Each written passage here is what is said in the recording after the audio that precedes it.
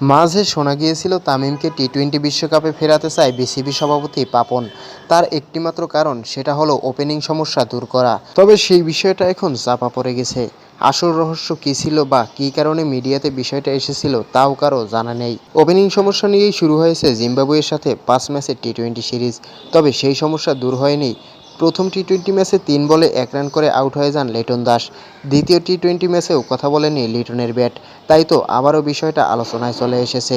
বিশ্বকাপের ভাবনায় বিকল্প ওপেনার হিসেবে ভাবা হচ্ছে সৌম্য সরকারকে। তার ইনজুরি শেষ পর্যায়ে আছে, যে কোনো সময় দলে ফিরতে পারেন। দ্বিতীয় টি-20 ম্যাচের আগের দিন প্রায় 2.5 ঘন্টা অনুশীলন করছেন সৌম্য। সেই মাঠে উপস্থিত ছিলেন বাংলাদেশের কোচিং প্যানেলের প্রায় সবাই। কেননা লিটনের বাজে ফর্ম সবাইকে ভাবাচ্ছে।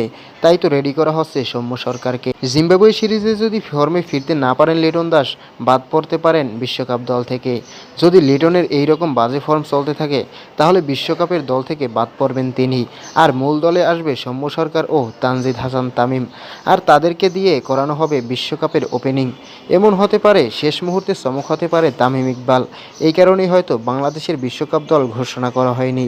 কেননা এখনও বিসিবি বস পাপন তামিম ইকবালের সাথে বৈঠক এখনও শেষ করেননি।